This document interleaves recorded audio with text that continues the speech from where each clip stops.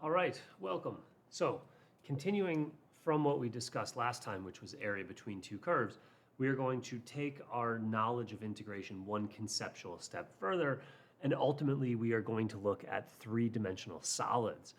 As it turns out, we're going to focus on three-dimensional solids that result from revolving two-dimensional area regions about horizontal and vertical lines, but so be it.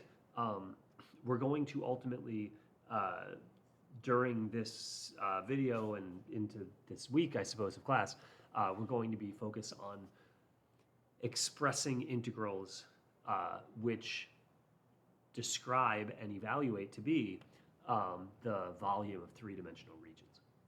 So before we do that, let me just sort of remind ourselves of something that we have seen previously, but I just want to make sure that it anchors fully into our brain. So first, look at the area between one function and the horizontal axis between a and b. Of course, we know this is accurately described by a definite integral from a to b of f of x dx, but I'd just like to point out that the guts of this integral, the f of x dx, very much relate to the measure, the area in this case, of one slice of this figure. If we were looking at an approximation, right? Slice up the domain, look at a generic x between a and b, and what's the height of that rectangle? Well, f of x. What's the width of that rectangle? Delta x. And so the measure of one slice of this area very much relates to the expression for the integral to describe the precise area of the region.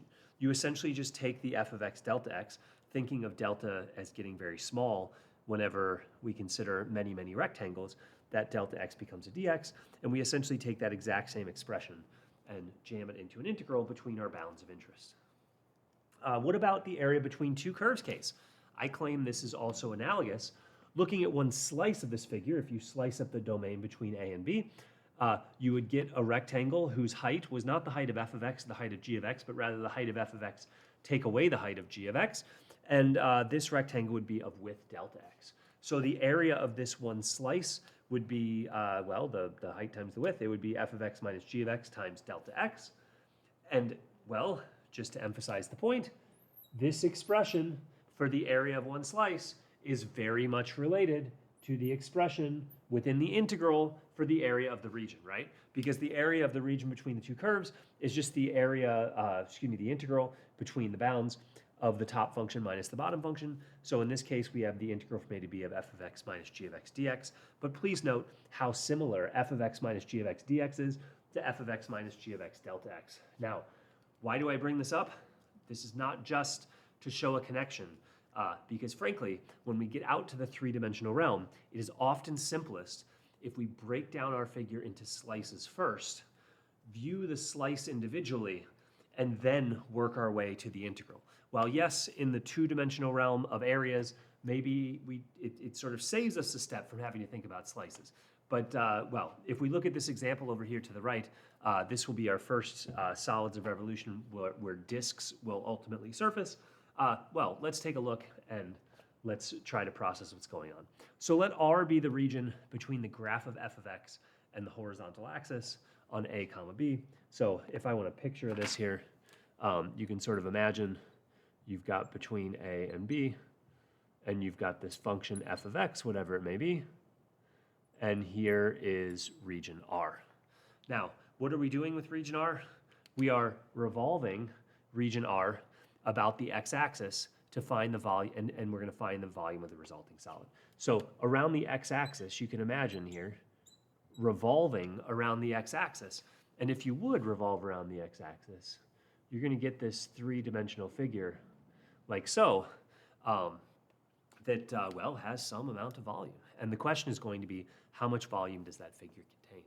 Well, the manner in which we can sort of most concretely deal with this computation is frankly to slice up the domain similarly to how we did previously. So take that domain and slice it up into a bunch of pieces.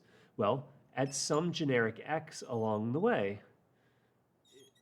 is going to be some generic rectangle associated with our Riemann sum approximation. And what we're going to do is, instead of imagining that entire region R being revolved, let's just imagine one rectangle from that one slice being revolved. So instead of trying to find the volume of the whole region, let's instead try to find the volume of one slice. Now, what will that slice look like? If we take this rectangle, which is between function f and the horizontal axis, and revolve it around the horizontal axis, I claim that slice, when revolved, will essentially be a thin disk. So here is the x-axis, the axis that we are revolving around.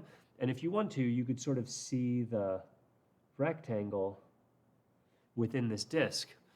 If you imagine this thin vertical strip that would then be revolved around to get us this disk. Now, the volume of any disk is actually something that we know, or at least have seen and can recall from our past of studies of geometry. And so ultimately, the volume of this slice is just going to be what? It's going to be pi r squared, the area of the surface of this disk, times the width of that disk. The width of the disk is whatever it is. And well, if you want to, you could almost imagine this twisted on its side, and then you'd have pi r squared times h times height, which would be sort of like the area of a cylinder, because essentially this disk is just a really, really thin cylinder. Okay, piece it all together, pi r squared times width. Well, in terms of the precise measures here, right?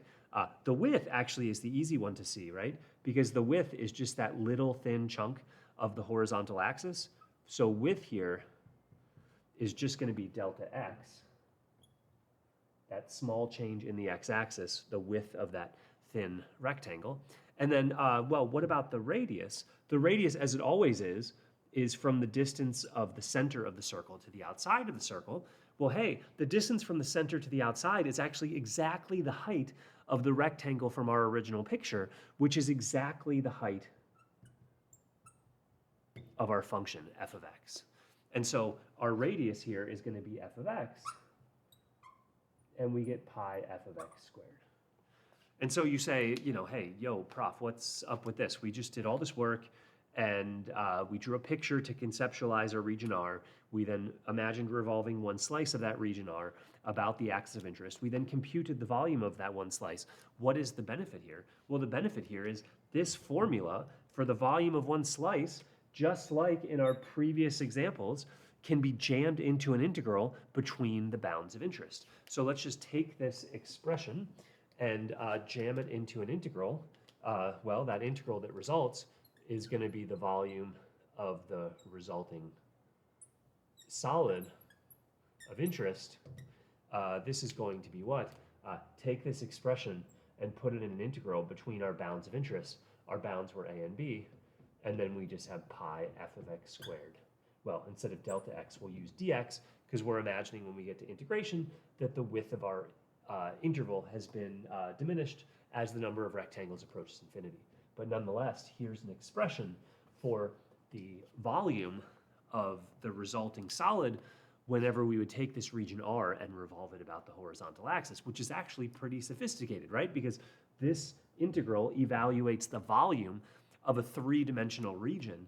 And you know, there's many ways to go about this, I suppose, but for my mental effort, what I found is breaking it down to a slice and then determining the volume of that slice makes it a whole heck of a lot easier than just going straight at the volume of the resulting solid. So yeah, this really gets us off the ground in terms of taking integration into the third dimension. And when we touch base next time, we'll sort of look at how these three-dimensional regions could take different shapes and forms, even if we consider figures that are in some sense analogous to the one that we just worked out. But for now, hey, we're off the ground looking at integrals in 3D, which is pretty cool, if you ask me.